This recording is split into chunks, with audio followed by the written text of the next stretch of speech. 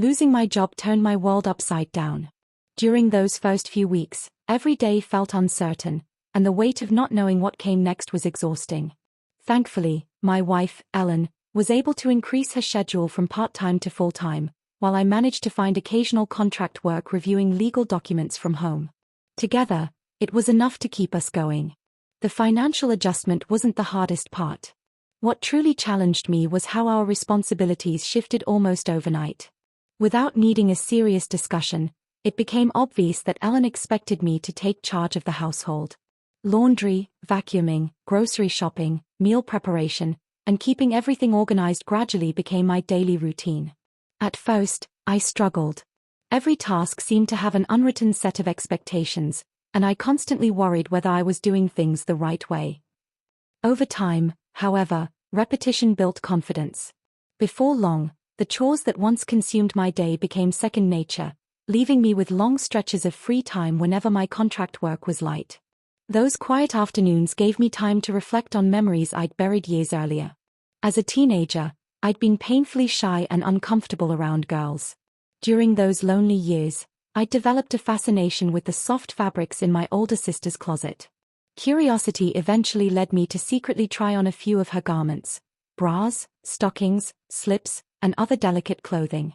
It wasn't only the textures that fascinated me but also the secrecy surrounding the experience. As adulthood arrived, relationships and responsibilities pushed those memories into the background. I assumed that chapter of my life had ended.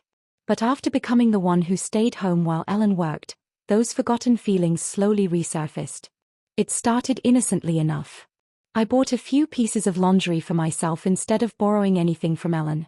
Since we wore similar sizes, finding items that fit comfortably wasn't difficult. Wearing them beneath my regular clothes while cleaning or working around the house became a private source of comfort. Soon my interest expanded beyond undergarments. Certain pieces from Ellen's wardrobe caught my attention, not dresses or flashy outfits, but casual clothing that blurred the line between masculine and feminine. Tailored shorts, fitted jeans, soft sweaters, and lightweight knit tops intrigued me because they appeared ordinary while featuring subtle details that made them unmistakably designed for women. Combined with the garments hidden underneath, they created a quiet confidence that no one else seemed to notice. At least, that's what I believed. One afternoon I was pulling weeds beside the mailbox while wearing an oversized shirt, Ellen's pale blue shorts, and one of my favorite matching lingerie sets beneath. Lost in my work, I failed to notice anyone approaching until three familiar voices greeted me. Debbie, Christy, and Robin stood on the sidewalk carrying covered dishes and chatting as they headed toward another neighbor's home. Before I could think of an excuse, Debbie smiled warmly. "Mike, you spend far too much time working out here," she laughed. "Your yard always looks amazing. Come take a break and join us at Brenda's. We're having our weekly lunch, and we'd love to have you." I hesitated. Ellen had mentioned those neighborhood gatherings before.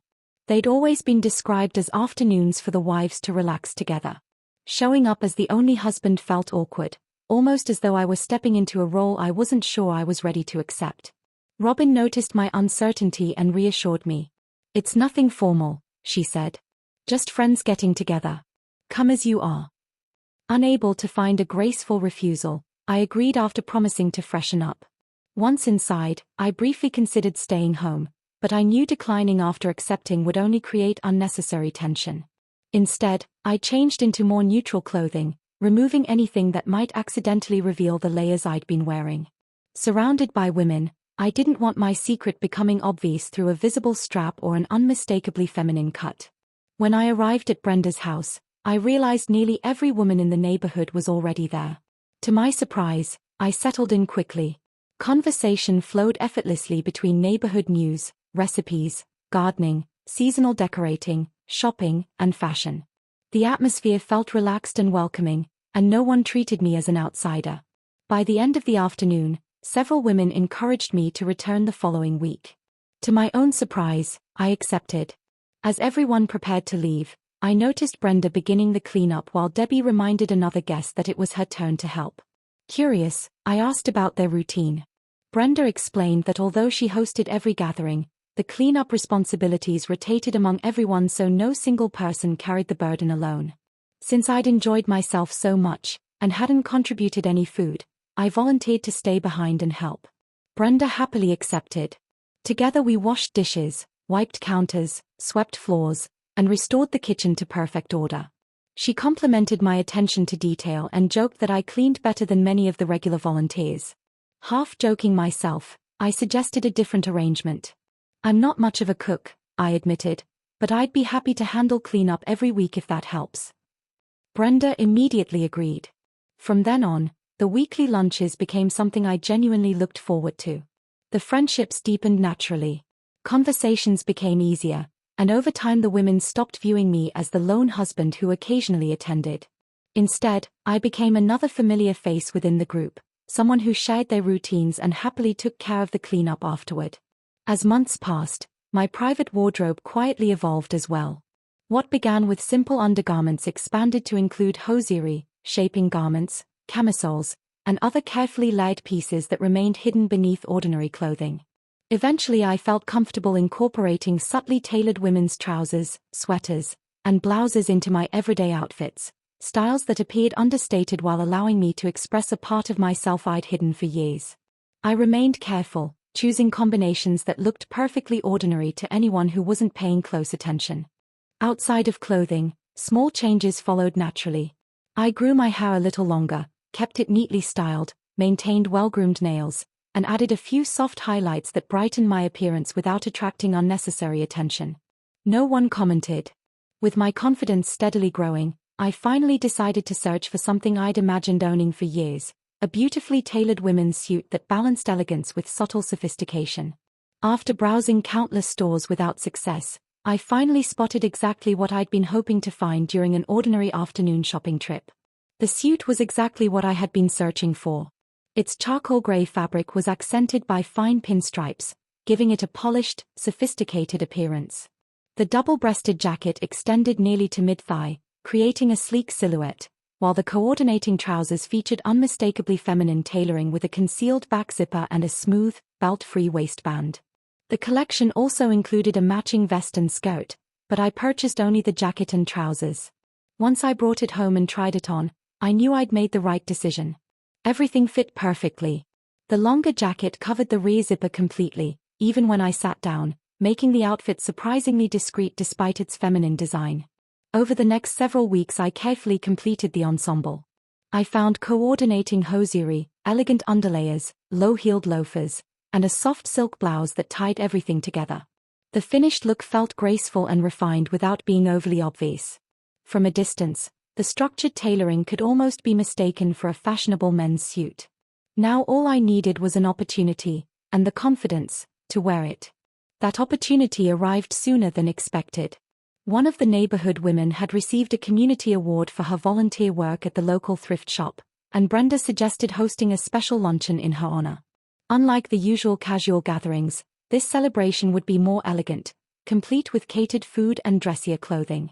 While everyone discussed what they planned to wear, I casually mentioned that I'd recently bought a new suit that was far more stylish than anything in my usual wardrobe. Secretly, I hoped its distinctive tailoring would let me explore my growing confidence without attracting too much attention. On the morning of the luncheon I arrived at Brenda's house early to help prepare. Together we arranged tables, decorated the dining room, and organized everything before the caterers arrived. Once the major work was finished, I headed home with plans to return shortly before the guests. Preparing myself became almost a ritual. I soaked in a warm bath scented with luxurious bath salts before applying a light dusting of fragrant powder. The scent was delicate, noticeable only to someone standing nearby. After dressing, I carefully styled my longer hair into loose curls. Looking into the mirror, I briefly wished I could add makeup to complete the look, perhaps a touch of lipstick or mascara, but I decided that would draw far more attention than I was willing to risk. When I finally looked at myself from head to toe, excitement and nervousness mixed together. It reminded me of standing at the top of a roller coaster, eager for the thrill while questioning whether I should climb aboard at all. Eventually I gathered my courage and walked to Brenda's house. She called for me to let myself in, explaining that she was still upstairs getting dressed. Since I'd helped with several previous gatherings, that wasn't unusual. Brenda always seemed unable to settle on an outfit until the last minute. With the catered food already delivered, I busied myself arranging serving dishes, straightening centerpieces, and making sure every place setting looked perfect. A few minutes later she called down. "Michael, could you come upstairs for a moment? I can't decide which outfit to wear." I climbed the stairs without giving it much thought. Then I stopped in the doorway. Brenda stood holding two different outfits. One was a leopard print pantsuit I'd seen before. The other, a tailored vest and matching skirt, caught my attention immediately. My stomach tightened. Those pieces clearly belonged to the very same collection as the suit I was wearing. Before I could react, Brenda looked up and smiled broadly. "My goodness, Michael," she said warmly. "That suit looks wonderful on you." She stepped closer, admiring the details. "I wanted that jacket myself, but they were sold out in my size. The longer length is beautiful." She asked where I'd purchased it and what size it was. I answered quietly. Her smile became noticeably more amused. "I suspected we might wear similar sizes," she said thoughtfully. "I'd probably need the jacket one size larger because I'm a little fuller through the bust." She laughed softly before asking another question. "Do you happen to wear the same size in skirts as well?" When I admitted that I did, her expression brightened even more. "What a coincidence," she replied. "We're almost exactly the same proportions. Finding clothes that fit properly is never easy." Then she made an unexpected request. "Would you mind letting me see how my skirt looks with your jacket? I think they'd make a lovely combination." My heart skipped. Removing my trousers would reveal far more than I wanted anyone to see. I attempted a polite refusal, suggesting she could easily imagine how the outfit would look. Brenda simply smiled. "Oh, don't worry," she insisted. "It will only take a minute." She glanced toward my shoes. "And you'll need different footwear. What size are you?" I admitted my size, and when she noticed my hosiery beneath the trouser hem, she merely nodded knowingly before disappearing into her closet. The moment she left, I hurried to change as quickly as possible, hoping I could avoid revealing anything else. Unfortunately, she returned before I finished. For a brief moment she simply observed. Then she smiled with quiet amusement. "That's a lovely color," she remarked gently, noticing the coordinating garments I'd hoped would remain hidden. "Everything matches beautifully." She continued speaking with calm curiosity rather than judgment. "We've often wondered why your trousers always fit so smoothly. I suppose now we have our answer." Embarrassed, I offered only a quiet nod. Brenda's response surprised me. Rather than teasing or criticizing, she complimented my careful coordination and helped me adjust the skirt before handing me a pair of gray pumps that fit comfortably. After I walked across the room, she clapped her hands approvingly. "Perfect," she declared. "Now I'm convinced I need that jacket." The moment passed as naturally as if we'd been discussing ordinary clothing all along. She sent me downstairs to finish arranging the dining room while she completed her own preparations. When she joined me a short time later, everything was ready for the luncheon. Before the guests arrived she smiled playfully. "You'd better change back before everyone else gets here," she said. "Unless you're planning to surprise the whole neighborhood today." Relieved, I returned upstairs, changed immediately, and spent the rest of the afternoon without another awkward moment.